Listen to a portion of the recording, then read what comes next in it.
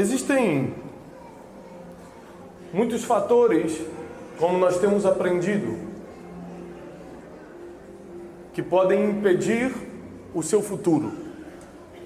Futuro, como eu tenho ensinado, são os próximos anos da sua vida. Os próximos 5, 10, 15, 20 anos. E nós temos muitas barreiras que impedem o ser humano de passar por essa porta que separa o estágio que você está hoje para o próximo estágio, para a próxima fase. Nós explicamos sobre os 5 principais cadeados que trancam a porta do seu futuro. Por isso que o nome dessa série é Destravando o Seu Futuro. Porque existem travas, existem cadeados que ficam na porta que impedem o ser humano de passar. O primeiro nós explicamos é o cadeado da dor. Todos nós passamos por muitas dores na vida. Alguns desde a infância. Alguns foram tocados sexualmente na infância, indevidamente. Outros tiveram que carregar complexos de inferioridade, complexos de rejeição, foram rejeitados pelo pai. Isso não é algo fácil de se lidar.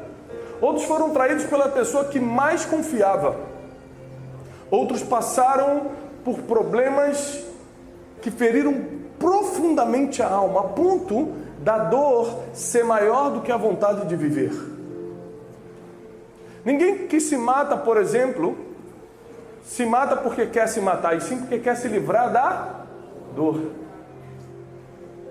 A dor tem sido um grande obstáculo, mas nós temos mais 4 obstáculos, mais 4 travas que ficam na porta do nosso futuro. Segundo é a trava da dúvida. Muitas pessoas ainda não avançaram na vida profissional, não avançaram na vida amorosa, não avançaram na vida ministerial, não avançaram em áreas importantes da vida, porque sempre estão com dúvidas. É ou não é? Vou ou não vou? Faço ou não faço? Vem uma grande oportunidade, me mudo ou não me mudo? E a Bíblia diz que se alguém pede alguma coisa a Deus duvidando, jamais vai receber. A terceira coisa é a ignorância. Gente, quantas pessoas vivem na ignorância? A Bíblia diz que o povo perece por falta de conhecimento. O maior inimigo do ser humano não é Satanás, não é diabo, é a ignorância. Porque o diabo, com uma oração, você bota para correr. A ignorância não tem oração que resolva. E na ignorância muitas pessoas deixaram suas famílias. Na ignorância muita gente quebrou financeiramente. Na ignorância muitos seres humanos machucaram outros seres humanos, seja emocionalmente ou fisicamente. Mas nós temos também um quarto cadeado, ou uma quarta trava, ferrolho, que impede o teu futuro de acontecer. É o desequilíbrio emocional. Nós lemos no primeiro dia da série a história de Jonas, hoje nós vamos continuar, em que mostra um homem que cria em Deus, que servia a Deus, que foi escolhido por Deus na sua geração, foi nomeado profeta do Senhor, que era algo difícil, não era para todos. E apesar de ser uma pessoa que escutava a Deus, que cria em Deus, que tinha fé, era tão desequilibrado emocionalmente que as suas emoções falavam mais alto do que a voz de Deus. O desequilíbrio emocional sempre vai te levar para erros fatais. E sempre vai ser uma trava na porta do seu futuro. E quinto, Jonas estava no barco e ele era um peso que estava travando o futuro de todo mundo ali. Se você estiver no barco errado, se você estiver num barco com as companhias erradas, se o barco da tua vida está cercado de pessoas erradas, todo mundo afunda junto. Então o quinto são as más companhias. As más companhias impedem o teu futuro. A própria Bíblia diz que as más companhias corrompem os bons costumes. Às vezes você veio bem educado pelo pai, pela mãe, estudou nos melhores colégios, junta com um amigo na adolescência, bota tudo a perder. Mas nós também explicamos para vocês os remédios ou as chaves que destrancam cada cadeado desse. Para dor, você tem disponível o Espírito Santo, que é o nosso Consolador. Para dúvida, você tem a fé, que é inimigo da dúvida. Se a fé entrar na tua vida, não tem mais espaço para dúvida. Para ignorância, você pode aniquilá-la, você pode matar a ignorância hoje, adquirindo conhecimento. Para os desequilíbrios emocionais, os tratamentos específicos. Eu expliquei que você, quando tem um problema no coração, você procura um cardiologista. Quando você tem um problema no estômago, você procura um especialista. Mas quando você tem um problema na psique, um problema psiquiátrico, você quer vir para a igreja orar, em vez de procurar o tratamento específico para isso.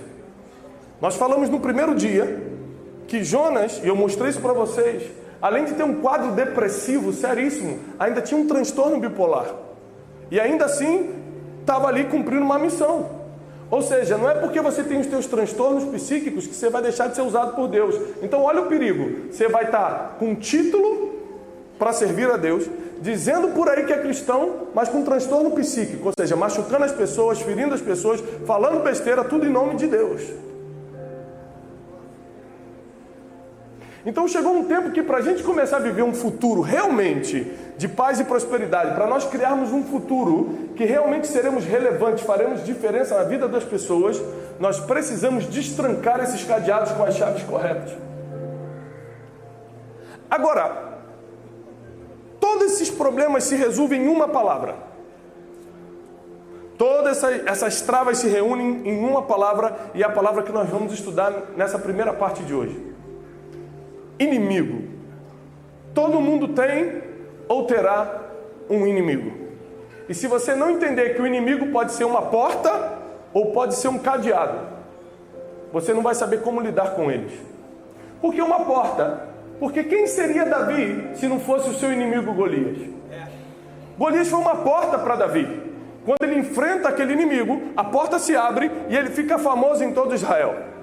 Mas existem inimigos que viram cadeados, porque como você não sabe lidar com ele, eles trancam a porta do seu futuro e você fica ali ferido, você fica ali magoado, você fica ali lutando numa guerra sem fim e nunca consegue passar para o próximo nível. Quem está entendendo?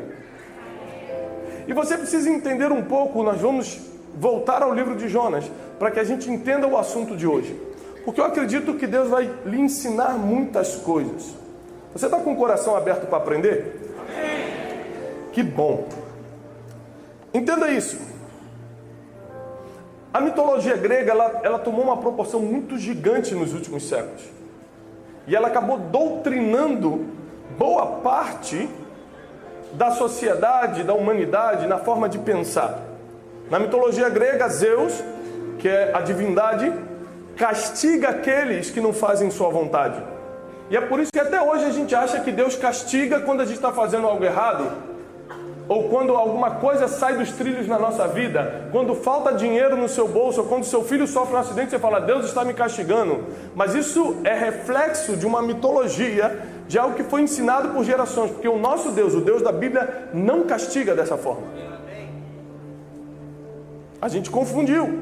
Da mesma forma que na mitologia grega, Zeus está castigando quem não faz a vontade dele, na mitologia grega também ensina-se que o inimigo é para você lutar até a morte. Tem tantos inimigos na mitologia, né? E eles brigam, eles lutam até a morte. Desde Hércules, grandes heróis, como outros. Enquanto a Bíblia vai e diz o contrário. Não diz que você tem que lutar até a morte com o inimigo. Diz, se teu inimigo tiver fome, vai e dá de comer. Perdoai os vossos inimigos. Orem pelos que vos perseguem. A Bíblia é totalmente contrário do que a mitologia ensinou. Mas o povo, em geral, por causa da ignorância, absorve o que é mais fácil de entender. É mais fácil de entender que se você está falando mal de mim, eu também vou falar mal de você, do que se você está falando mal de mim, eu vou começar a falar bem para te abençoar. Segundo livro de Reis, capítulo 14, diz assim, versículo 25. Também este restituiu os termos de Israel, desde a entrada de Ramat até o mar da planície, conforme a palavra do Senhor, Deus de Israel, a qual falara pelo ministério do seu servo. Não tem ninguém falando. Vamos lá. conforme a palavra do Senhor Deus de Israel, a qual falara pelo ministério do seu servo, filho do profeta Amitai, o qual era de Gat-Hefer, que é uma região da Galileia. Entenda isso. A Bíblia diz aqui, no reinado de Jeroboão II, o rei de Israel na época, a gente está lendo segundo livro de Reis, capítulo 14, versículo 25, diz que o Senhor restituiu os termos de Israel. Israel estava completamente dividido, e nunca depois da divisão de Israel, norte e sul, aquela divisão que aconteceu depois de Salomão, nunca a nação de Israel ficou tão forte como no reinado de Jeroboão II. E essa força, essa restituição aconteceu porque tinha um profeta poderoso na época, que o que ele falava acontecia. E a Bíblia registra o nome dele era Jonas, filho do profeta Amitai. E você vai ver que em Jonas capítulo 1, começa dizendo, Deus chamou a Jonas, filho de Amitai. Estamos falando do mesmo Jonas. E diz que Jonas profetizou e que aconteceu. O que ele falou aconteceu em Israel. Israel foi restituída, suas fronteiras. E o que ele falou aconteceu. E diz também que ele era da região de Gat-Hefer. Gat-Hefer, se você procura, se você estudar em qualquer dicionário bíblico, em qualquer referência de geografia bíblica, você vai ver que era uma região da Galileia. Logo, o único profeta na Bíblia que ganhou uma cidade inteira para Deus, que foi Jonas, apesar dos seus problemas, veio da Galileia. Em João capítulo 7, versículo 52 diz assim, João capítulo 7, versículo 52. Responderam eles e disseram-lhe, estava falando acerca de Jesus aqui, és tu também da Galileia? Examina e verás que da Galileia nenhum profeta surgiu, e cada um foi para sua casa. Você que está lendo a Bíblia agora, deixa eu te fazer uma pergunta. Surgiu algum profeta da Galileia antes de Jesus? Gente, eu acabei de ler. Sim ou não? Sim. Mas quando Jesus começou o seu ministério, para descredibilizarem Jesus, todo mundo começou a falar assim, de onde que ele é? Da Galileia? Examina aí, pode pesquisar, você vai ver que não se levantou nenhum profeta da Galileia. Porque toda vez que Deus começar a te levantar para alguma coisa, as pessoas vão começar a te descredibilizar. Toda vez. Se você está tendo muito crédito é porque você ainda não está fazendo algo relevante.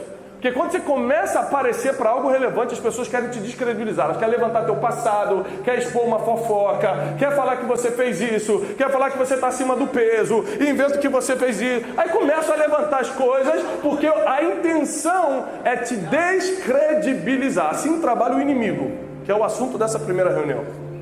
Ele primeiro trabalha com descrédito, ele vai tentando descredibilizar o que você está fazendo e falando, para te enfraquecer emocionalmente. Porque a palavra do inimigo não vai enfraquecer o que as pessoas acreditam acerca de você, só vai enfraquecer você mesmo.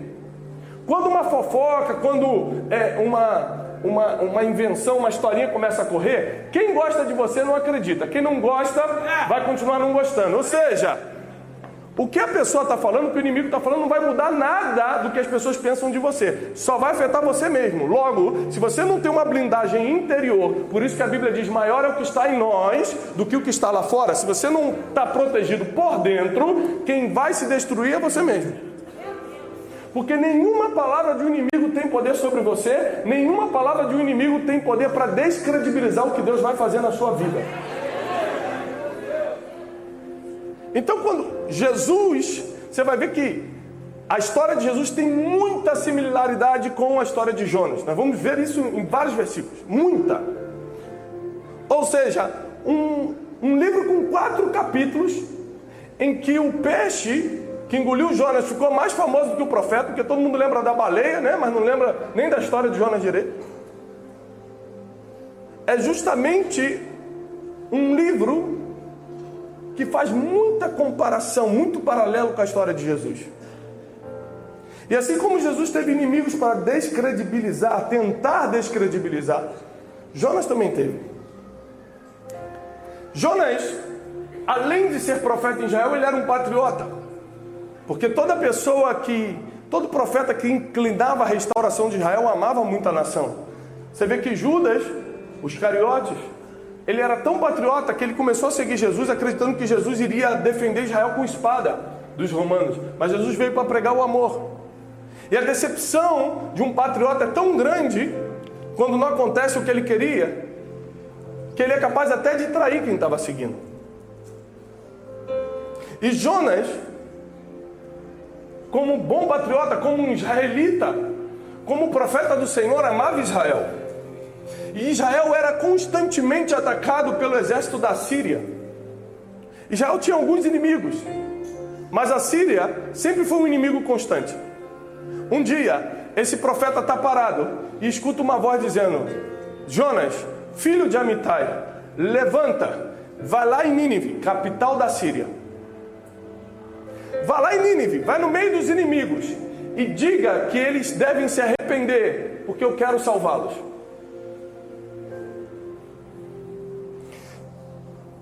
Você vai entender que o livro de Jonas, ele é um livro que revela como a mente de Deus funciona. E ao mesmo tempo ele revela como o ser humano pensa e reage. Vou repetir porque isso é muito importante você anotar. O livro de Jonas, ele não se trata do peixe, ele não se trata do profeta Jonas, ele se trata de como Deus pensa. É um dos livros mais completos, apesar de ter só 4 capítulos, que revela como a mente de Deus funciona e revela como o ser humano funciona. Ou seja, Deus aparece para Jonas e fala o seguinte: vai para Nínive e profetiza lá que eu vou salvar o teu inimigo. Eu vou profetizar, vai lá e profetiza que eu vou salvar aqueles que te fizeram mal. Profetiza que vai dar tudo certo para eles, que eu vou lá e vou ter misericórdia deles. Se eles se arrependerem, aqueles que já atacaram Israel um dia, aqueles que fizeram mal para a tua nação um dia, eu vou lá e vou salvar todo mundo. Enquanto Deus está falando, vai lá e profetiza que eu vou salvar, Jonas está fechando o coração, porque ele não quer abençoar os inimigos. Mas você tem que ter cuidado, porque aquele que você toma por inimigo pode ser amigo de Deus. Então, às vezes, porque o Rodrigo estacionou na minha vaga, eu começo a ficar com uma implicância dele, começo a ficar contra ele, daqui a pouco ele é meu inimigo. Fiz uma inimizade, porque a gente faz inimigo também a troco de nada. O ser humano é especialista. O que eu não sabia é que Deus tem um plano na vida dele. E ao me tornar inimigo do Rodrigo, eu estou comprando uma briga com Deus. Então cuidado com quem você decide virar inimigo, porque essa pessoa pode ser uma pessoa querida por Deus. Sim ou não? Enquanto Deus está pensando assim, eu vou salvar o mundo, eu vou salvar você e vou salvar o outro também. Eu vou salvar quem falou mal de você e quem falou bem de você. Eu quero salvar todo mundo. O homem está pensando, salva todo mundo, menos aquele meu inimigo ali, menos aquele que me fez mal. Aí Deus pega um homem que tem distúrbios psiquiátricos, como Jonas, porém era profeta. Fala o seguinte: vai lá na terra do inimigo, vai lá na capital da Síria, vai em Nínive e diz que se ele se arrepender eu vou salvar todo mundo. O que Jonas fez? Comprou sua passagem e foi para Tarsis, foi para outro lugar. Isso eu não faço não. Porque a gente hoje em dia não está conseguindo ajudar nem amigo, quanto mais abençoar inimigo. Mas ao contrário da mitologia, a Bíblia diz, e está lá em Romanos 12, versículo 18 a 20, que se teu inimigo tiver fome, você vai ter que dar de comer. Se tiver sede, você vai ter que dar de beber. Porque só assim você amontoará brasas vivas sobre a tua cabeça e serás chamado filho do Altíssimo. Mas você, eu sou filho de Deus. Não. Todo mundo é filho de Deus. Não. Não é isso que a Bíblia diz, não. A Bíblia diz só aquele que alimenta o inimigo é filho de Deus. Como é que a gente reconhece quem é de Deus e quem não é? A pessoa falou mal de mim, eu vou lá e falo bem da pessoa. A pessoa tentou me matar, eu vou lá e abençoo a vida da pessoa. A pessoa tentou me denegrir e eu não rebato. Ou seja, quando o meu inimigo é alimentado por mim, porque é isso que acontece. Quem te atacou muito acaba caindo e precisando de você. Aí chega o dia da vingança, entre aspas. É aquele dia de José, de ver os seus irmãos ali morrendo de fome, pedindo comida, e ele agora era o governador do Egito. Lembra dessa história? Ele podia se vingar ali, mas ele prefere ser um homem como Deus pensa. Deus está sempre pensando em salvar. Jesus tem um versículo, ele diz um versículo muito forte na Bíblia, ele diz o seguinte, olha, se você escutar minha palavra e não acreditar, eu não vou te julgar, porque eu não vim para julgar o mundo, eu vim para salvá-lo. O próprio Jesus está falando, se você me escutar e não me der atenção, ainda assim eu não te julgo, porque eu vim só para te salvar, vou continuar tendo paciência com você. Ou seja, além dos 5 cadeados que travam o nosso futuro, nós ainda temos inimigos que aparecem disfarçados de pessoas. Mas você pode reparar que a maioria dos inimigos aparece disfarçado de flamenguista. Você pode reparar isso.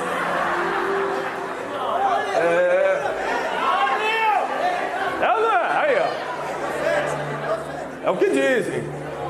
É o que os testemunhos contam. Eu nunca vi um inimigo vestido de Fluminense. Você pode ver. Faz aí. Vê a reportagem, vai lá no YouTube ver as reportagens. Ó, fulano foi preso, fazendo não sei o que, vê a camisa que ele está usando. Vou deixar a reportagem para os irmãos.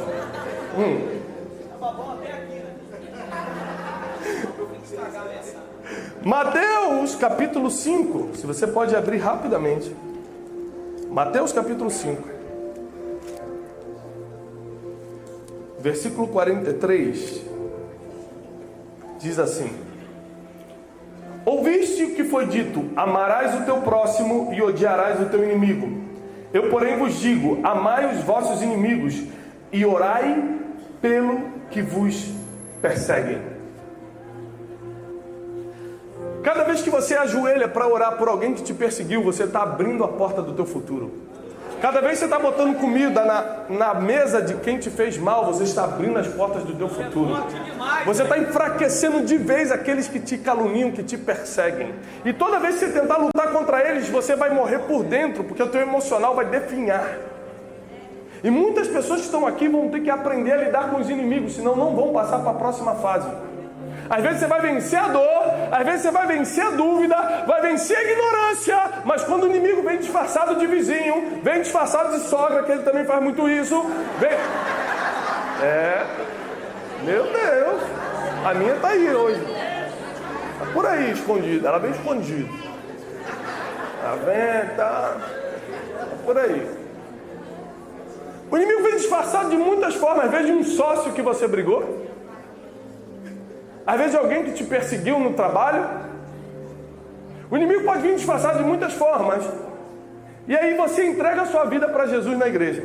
Diz que quer ser usado por Ele. Imagina quem é a primeira pessoa que Deus vai mandar você vai lá dar uma palavra. Falou, Jonas, vai lá para Nínive e diz que eu vou salvar aquela terra. Jonas, eu não.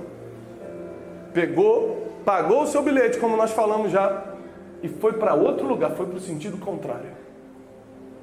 O problema é o seguinte: a Bíblia diz no capítulo 1 de Jonas que ele pagou e foi para Tarsis, para longe da presença do Senhor.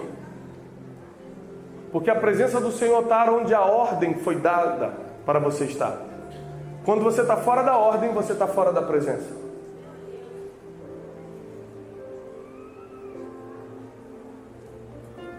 Ontem o pastor Bruno me lembrava a passagem de Sansão, que diz que Sansão, quando foi afrontado, levantou-se como se fosse um dia comum, achando que venceria os inimigos como sempre venceu. Mas a Bíblia diz assim, mas o que ele não sabia é que o Espírito do Senhor já tinha saído de dentro dele. E quando ele tentou contra os inimigos, ele perdeu. Porque quando você está fora de uma ordem, a presença não está contigo. E a única coisa que te protege nessa vida é a presença do Senhor. A Bíblia diz, se o Senhor não guardar a cidade, em vão vigia a sentinela, em vão os seguranças estão à sua volta. Chega um tempo que você precisa aprender a lidar com os inimigos, a lidar com a crítica. Os inimigos chegam muito pela crítica. Quem aqui já foi criticado duramente? Quem aqui já foi caluniado? Agora essa aqui, graças a Deus, em São Gonçalo não tem. Quem já recebeu indireta pelo Facebook? E é engraçado que a indireta do Facebook, né? A pessoa está falando com uma pessoa, mas pega um monte. Então ela está pensando que é quem? Mas não está nem falando contigo, ué. Né? É uma desgraça. Por que isso? Porque está todo mundo ferido. É só um casal chegando, olhem para mim. É só uma pessoa chegando, está todo mundo olhando para ela. Só... Sentem e fiquem à vontade, meu irmão. Bem-vindo. Olha aqui para mim, pessoal.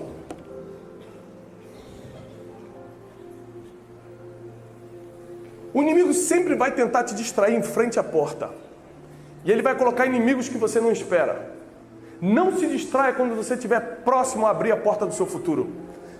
Se o vizinho estiver brigando pela vaga, dá a vaga para ele. Não, mas eu não sou bobo. Não é questão de ser bobo. É questão de aproveitar a oportunidade para passar pela porta. Não perca tempo com coisas que não vão te levar a lugar nenhum. Tem que perdoar alguém, sai daqui, liga e perdoa. Mas não fui eu que feri. A Bíblia diz que você não pode nem ofertar se alguém te fez mal e você está atingido com essa pessoa. Resolva, porque o inimigo vai vir disfarçado de muitas formas para poder roubar e fechar o teu coração, para que você não passe para a próxima fase. Mas eu quero declarar e profetizar que cada um de vocês que está aqui vai passar para o próximo nível. A porta do futuro vai se abrir para vocês. Os próximos 10 anos serão os melhores anos da sua vida. Você nunca experimentou o que vai experimentar nos próximos anos. Mas, calma. O que vale a minha palavra? O que vale uma palavra profética se você não cumprir a instrução? Toda promessa, toda palavra profética está debaixo de uma instrução bíblica. E a instrução bíblica de hoje é: aprenda a lidar com os inimigos da vida. Tentaram descredibilizar Jesus dizendo que de Galileia não vinha profeta, e nós vemos que veio. Porque, pressão, quem tenta te descredibilizar sempre vai ter que mentir.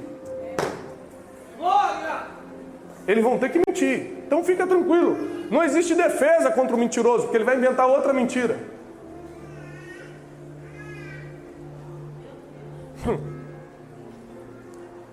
E Jonas, sendo um homem de Deus, porque estava desequilibrado emocionalmente, não queria abençoar os inimigos. Mas para nós que somos cristãos, não tem outro caminho. Abençoar o inimigo vai ser uma exigência para você fazer parte desse clube do céu. Se você quer entrar nos céus, se você quer ter acesso à cruz de Cristo, você vai ter que perdoar quem te persegue. Você vai ter que orar por eles. Imagina, tem gente que não aguenta nem escutar o nome de certas pessoas. Imagina dobrar o joelho e orar por essa pessoa.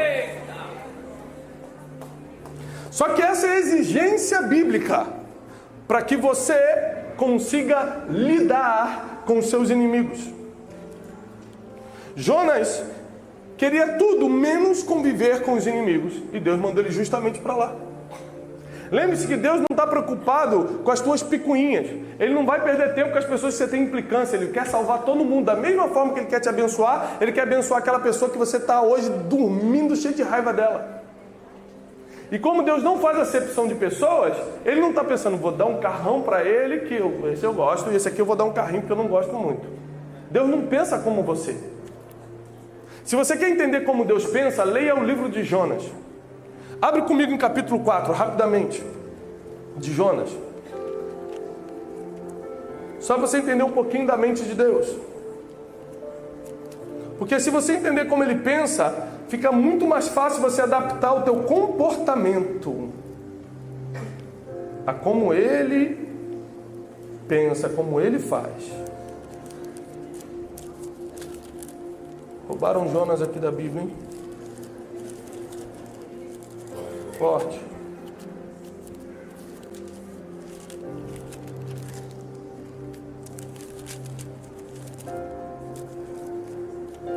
Gente, o que é isso? Achei.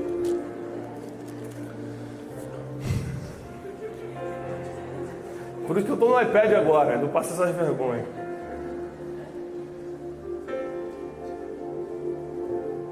Versículo 9 do capítulo 4 diz assim: Então Deus perguntou a Jonas: é razoável essa tua ira por causa de uma planta? E Jonas respondeu: sim, é razoável a minha ira até a morte. Tornou o Senhor a dizer: tens compaixão de uma planta que não te custou trabalho algum, que não fizeste crescer, que numa noite nasceu e na outra noite pereceu. Como não não hei eu de ter compaixão da grande cidade de Nínive, em que há mais de 120 mil pessoas que não sabem discernir entre a mão direita e a mão esquerda, e também muitos animais. Deus está falando, olha como é que o ser humano pensa. Ele fica com pena da planta que morreu, mas não tem pena de 120 mil pessoas que vão morrer só porque ele não gosta delas. Você fica com pena do cachorrinho que quebrou a patinha, mas não está preocupado com tantas pessoas que morrem todos os dias à sua volta. Essa é a mente do ser humano. Ele só se importa com aquilo que ele se apegou. O que ele não está apegado emocionalmente, que se exploda. Deus está mostrando isso em Jonas. Aí ele mostra como a mente dele pensa. A mente de Deus pensa o seguinte: se você está apegado a uma planta que nasceu num dia e morreu no outro, como eu não vou estar apegado a uma cidade em que não tem tanta ignorância que eles não sabem nem discernir a mão direita da esquerda? É claro que eu vou dar mais uma chance para eles. Porque Deus sempre está preparado para te dar a próxima oportunidade. E da mesma forma que Ele está preparado para dar a próxima oportunidade para você, Ele também está preparado para dar uma oportunidade para o seu inimigo que te fez mal. É por isso que não adianta nós criarmos inimigos. Porque se ele se arrepender diante de Deus, Deus vai levantar ele. E tem um versículo na Bíblia, em Provérbios, que é mais forte ainda. Está falando, olha, se teu inimigo cair, não ria dele. Porque Deus pode se compadecer da situação e levantá-lo de uma vez. Aprenda a lidar com os teus inimigos. Cada vez que você crescer na vida, mais inimigos você terá. Aprenda a lidar com eles, para que o seu futuro não seja travado por causa disso. Esses dias eu estava conversando com a minha esposa e falando sobre isso. Quando eu era só empresário, estava aí viajando de primeira classe, o mundo todo, tudo bem, tudo bonito, não recebia uma crítica. Quando eu resolvi servir a Deus, levar outro tipo de vida, tá no altar pregando, você abre meu Facebook lá, a gente chama de bandido, de 71, de não sei o que, gente, quando eu fazia acontecer não tinha uma crítica. Quando você está aqui servindo ao Senhor, começam a vir críticas da onde você nem imagina. Por que isso? Porque toda vez que você está no caminho certo, os inimigos aumentam. Toda vez que você está começando a ser relevante, ou seja, fazendo diferença na vida das pessoas, os inimigos se manifestam, eles começam a aparecer. E se você não souber lidar com isso, você vai cair por causa de uma crítica, vai cair por causa de uma fofoquinha, vai cair por causa de um disse-me-disse. Você vai ficar destruído emocionalmente por causa de uma pessoa que Deus está abençoando e você não gosta dela. Tem gente que está aqui no nosso meio que se remoe porque uma pessoa que ela não gosta, Deus está abençoando.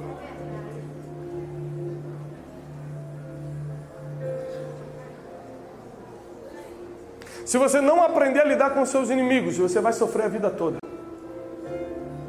Porque se você quiser realmente ser usado por Deus, é bem capaz que Ele te envie justamente para essa pessoa, para que você seja a bênção na vida dela. Uma vez me ensinaram o seguinte: um grande mentor espiritual falou, toda vez que alguém realmente relevante, importante falar mal de você, separe uma oferta, vá lá, procure ele e dê uma oferta para ele. Eu falei, o quê? O cara está falando mal de mim? Ele falou, isso.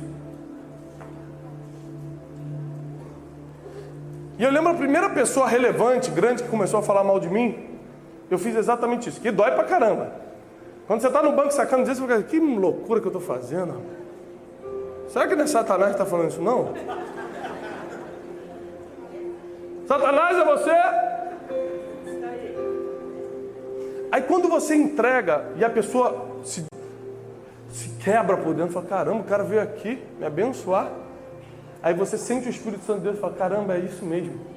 Cada vez que eu abençoo o meu inimigo, eu perdi um inimigo e no mínimo ganhei alguém que, se não for meu amigo, pelo menos não vai me bater mais.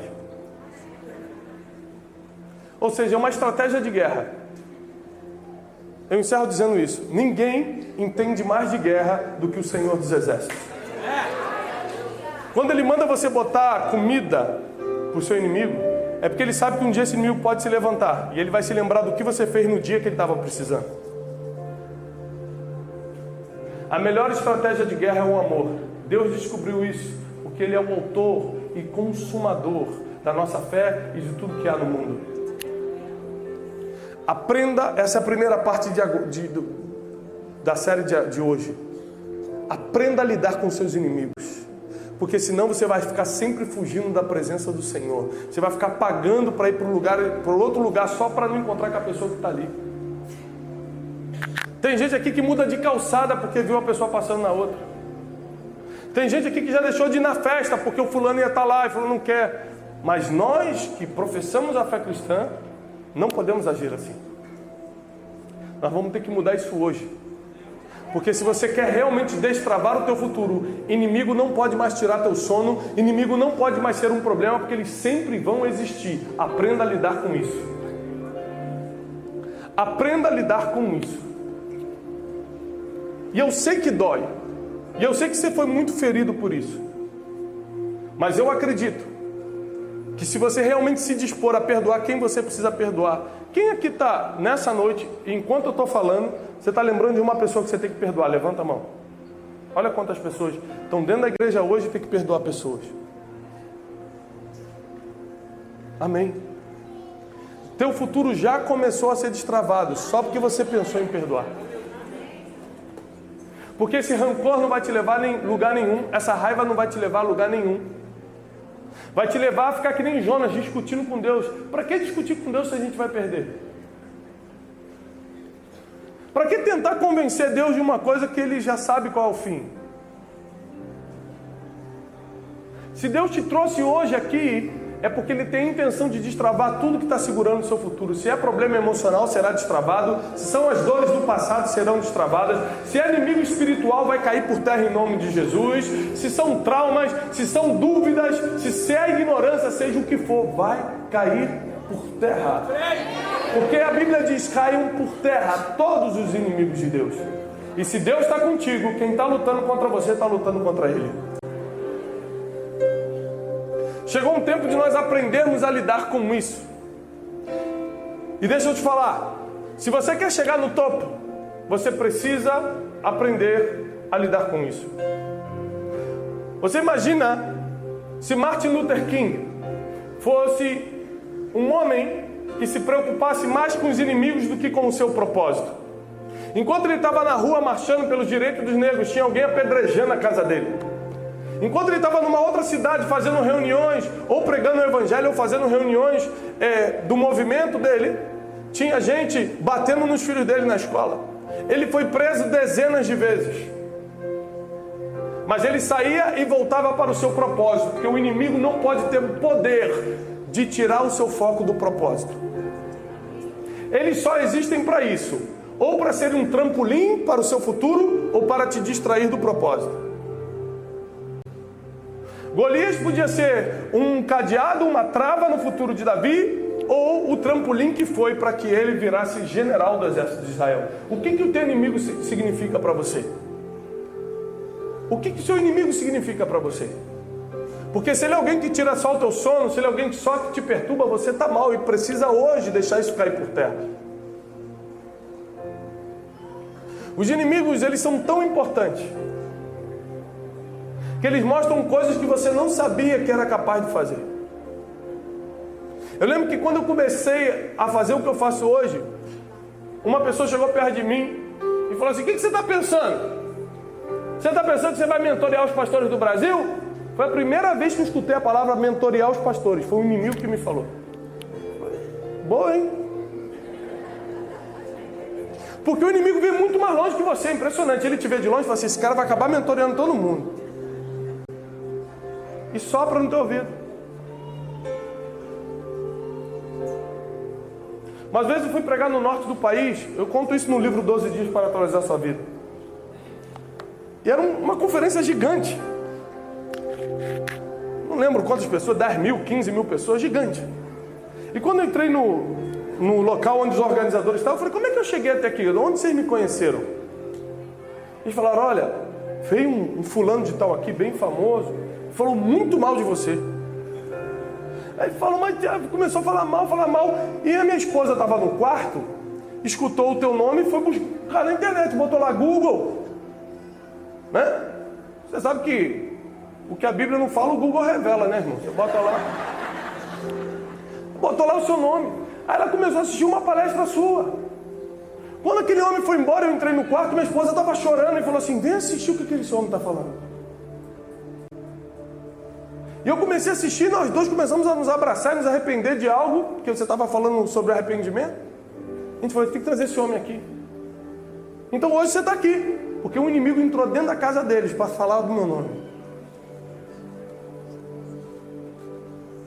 O inimigo tem outra função, e a principal função dele é te expulsar da zona de conforto. Você vê que Davi, quando venceu Golias, imagina Davi, o que viria a ser rei um dia.